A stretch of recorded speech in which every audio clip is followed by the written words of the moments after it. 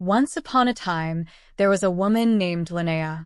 She had a tough time dealing with her mother-in-law, Freyja, and her husband, Oscar, who didn't seem to care much about her safety. Linnea decided to change the names in her story to keep her identity hidden. So, let's call her Linnea, her husband Oscar, and her mother-in-law Freyja. Linnea's grandma Sigrid played a crucial role in her life, being the one she could rely on. Let's start from the beginning. Linnea thought Oscar was a good boyfriend. She loved him dearly and was excited when he proposed. However, things took a turn after they got engaged. Oscar's behavior started to raise some concerns. Linnea noticed that Oscar and his mother, Freyja, were unusually close. Freyja seemed to have a lot of control over Oscar. Problems began when Freyja moved in with them and started meddling in their affairs. One day, Freyja surprised Linnea with some papers, saying they needed to sign them.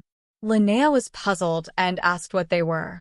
Freyja explained it was a prenuptial agreement, a legal document that protects assets in case of divorce.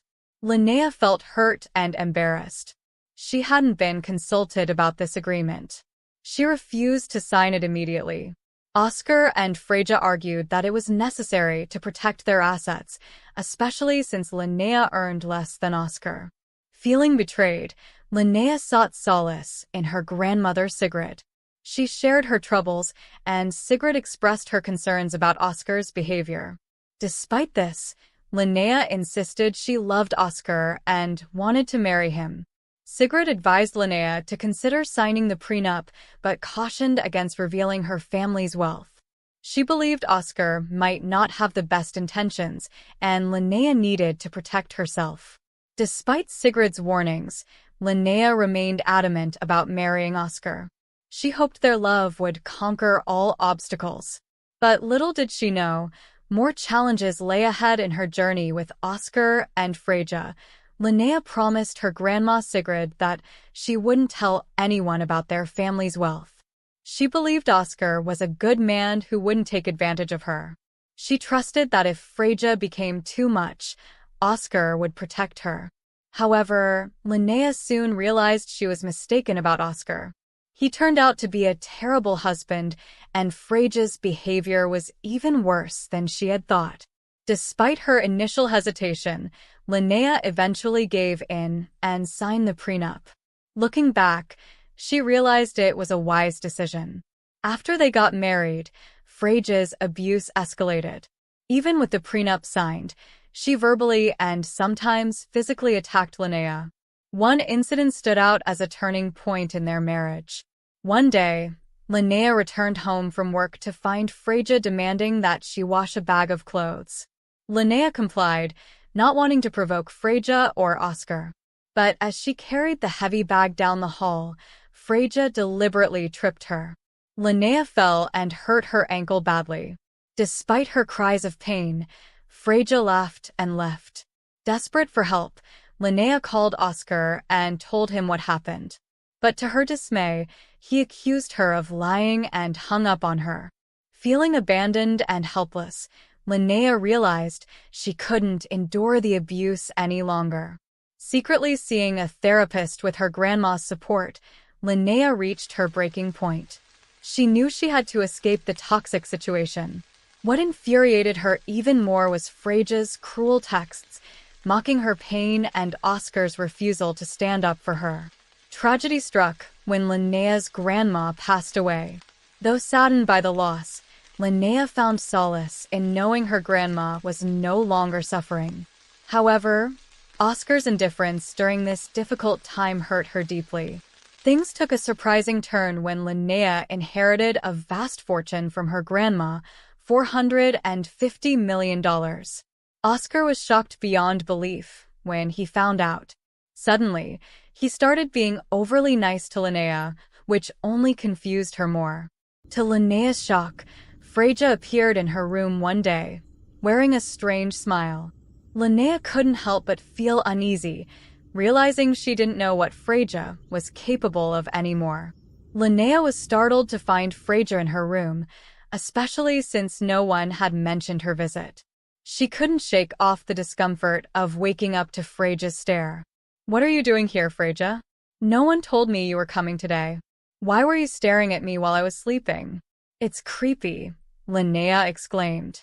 Freja, with an unsettling calmness, explained, I came early to help you with the chores. I made you tea, and it's right beside the bed. I know you love tea, so I got a special batch for you. Linnea was not buying it. You didn't answer why you were sitting in my room when I was sleeping. Honestly, Freja, it's creepy as hell, she reiterated. Freja tried to play it off. I was trying to massage your feet, Linnea. I know you hurt them while carrying my laundry that day. Your feet must be sore, so I thought I could help, Freja said innocently. Angered by Freja's audacity, Linnea snapped, You literally tripped me that day, Freja. How dare you show up and try to massage my feet? Don't you have any shame? But Freja remained unfazed. No need to be dramatic, Linnea. It was an honest mistake. I already massaged your foot to make up for it, she said dismissively before leaving the room. Feeling violated, Linnea demanded Freja to leave her room. Get out of my room, Freja. I don't want to see your face right now, she ordered. Freja complied, promising to make breakfast. Her sudden change in attitude left Linnea bewildered. She suspected that Oscar might have influenced Freja's behavior to secure Linnea's inheritance. However, Linnea had already taken precautions to protect her fortune. Determined to stand up for herself, Linnea dressed her best and headed to the kitchen. She found Oscar and Freja conspiring, their smiles widening upon seeing her. Why did you make breakfast today? I would have done it myself. Linnea questioned Oscar, sensing something amiss. Oscar brushed off her concern, insisting that he was happy to help. He even suggested hiring a housekeeper once they sold the house and bought a mansion. Linnea couldn't help but laugh at their sudden enthusiasm for spending her inheritance. She realized that their intentions were far from genuine. The shock and disbelief in their eyes was almost comical. It had barely been a day since I inherited my fortune, and already, they were plotting how to spend it as if I'd gladly hand it over.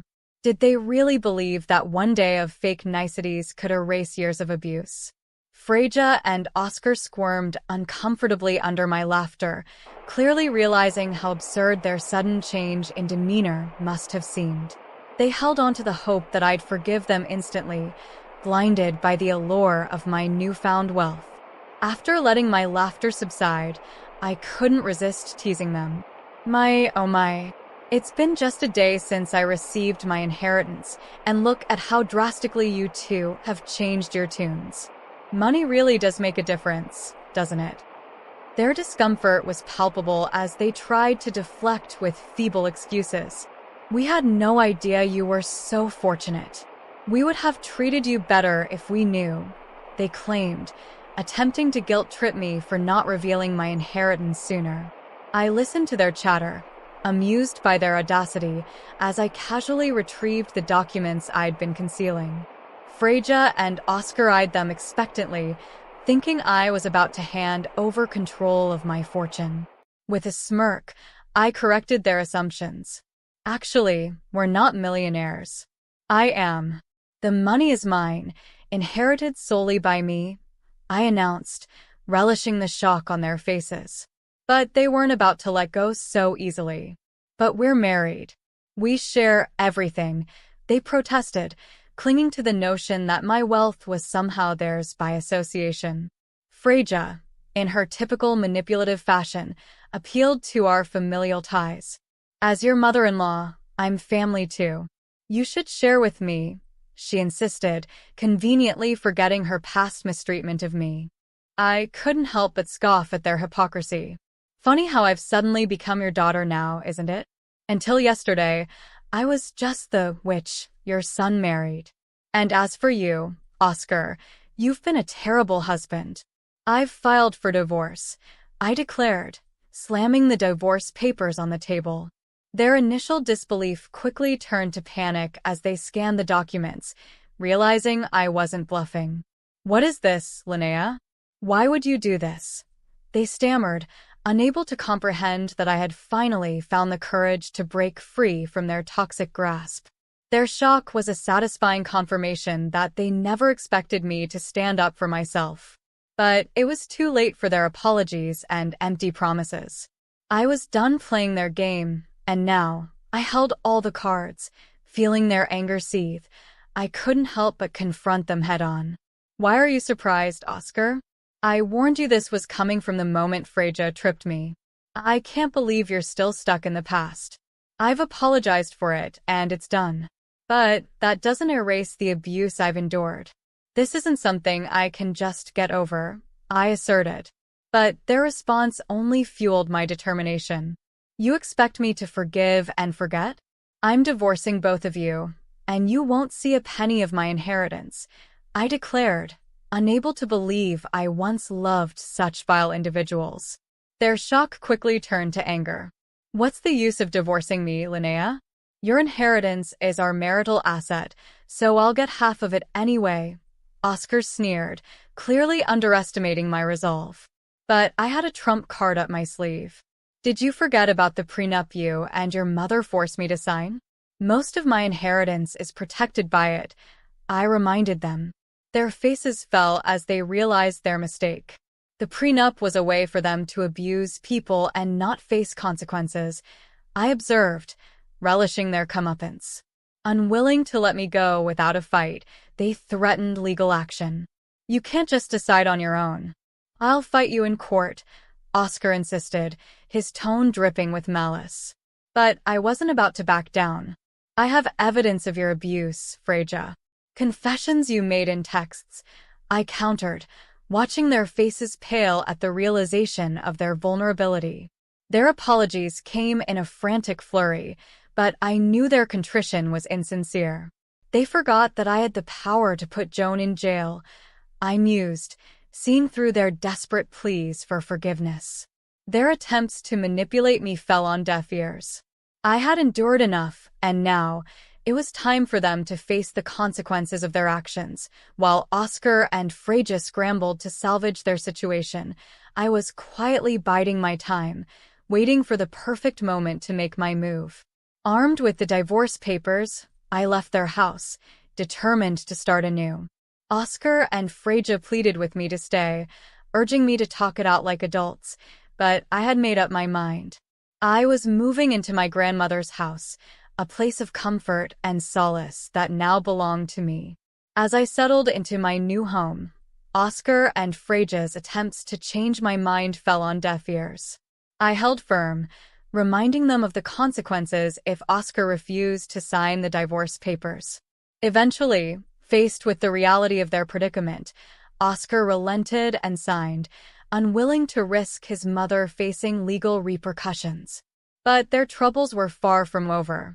Oscar, unable to accept the divorce, turned on Freyja, blaming her for their downfall. Their relationship crumbled under the weight of resentment and blame, leaving Freyja homeless and destitute.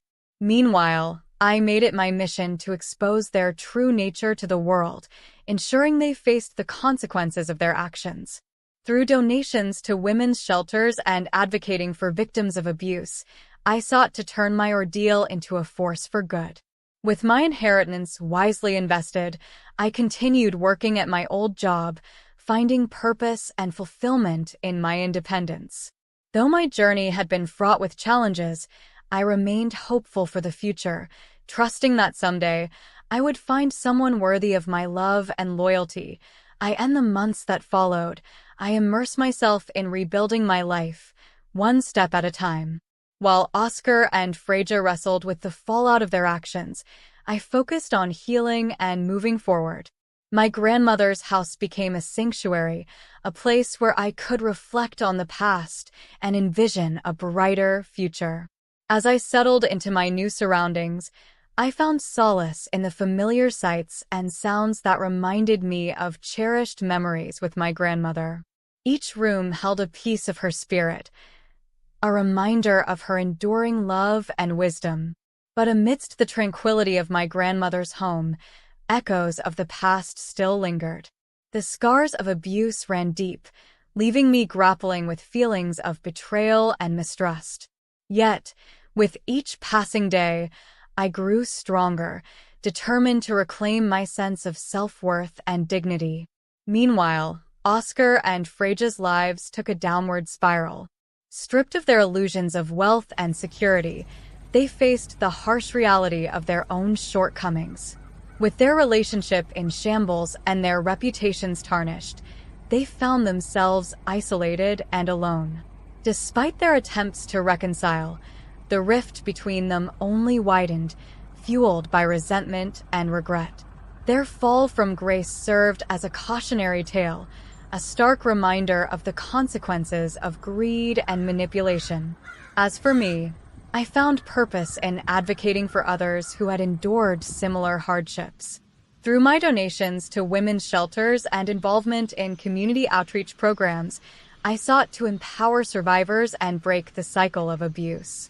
But amidst the challenges and setbacks, there were moments of joy and triumph. I forged new friendships, rediscovered passions long forgotten, and embraced the possibilities of a future filled with hope and possibility. And through it all, I remained grateful for the resilience that carried me through the darkest of times. With each sunrise, I was reminded of the boundless strength that lay within, a testament to the indomitable spirit of the human heart. As the seasons changed, so too did the landscape of my life. I found myself navigating uncharted territory, guided by a newfound sense of purpose and determination. While Oscar and Freja's lives seemed to spiral further into chaos, I remained steadfast in my pursuit of healing and renewal. One of the most profound shifts occurred within me, an internal transformation that mirrored the changing seasons outside. I learned to embrace vulnerability as a source of strength, allowing myself to confront the pain and trauma of the past with courage and resilience. Through therapy and self-reflection, I peeled back the layers of emotional armor that had shielded me for so long, revealing the raw, unfiltered truth of my experiences. In doing so, I discovered a profound sense of liberation, a freedom that transcended the confines of my circumstances. No longer shackled by the chains of fear and self-doubt, I embraced my newfound autonomy with a fierce determination to live life on my own terms. With each passing day, I found new ways to nurture my spirit and cultivate joy in the present moment. Whether it was tending to the garden my grandmother had lovingly tended or immersing myself in creative pursuits, I reveled in the simple pleasures that brought me solace and fulfillment. Yet, amidst the quiet moments of introspection, there were also challenges to overcome. Old wounds resurfaced, triggering waves of grief and uncertainty. But instead of retreating into darkness, I leaned into the discomfort, allowing myself to feel deeply and fully without judgment or shame. In doing so, I discovered the profound power of self-compassion, a gentle reminder that healing is not a linear journey but a continuous ebb and flow of growth and renewal. With each step forward, I honored the resilience that had carried me through the storm, trusting in the inherent wisdom of my own inner compass. And as the days turned into weeks and months, I found myself standing at the threshold of a new beginning, a chapter filled with possibility and promise. Armed with the lessons of the past and the wisdom gained from adversity, I embraced the future with open arms, ready to write the next chapter of my story with courage, grace, and resilience.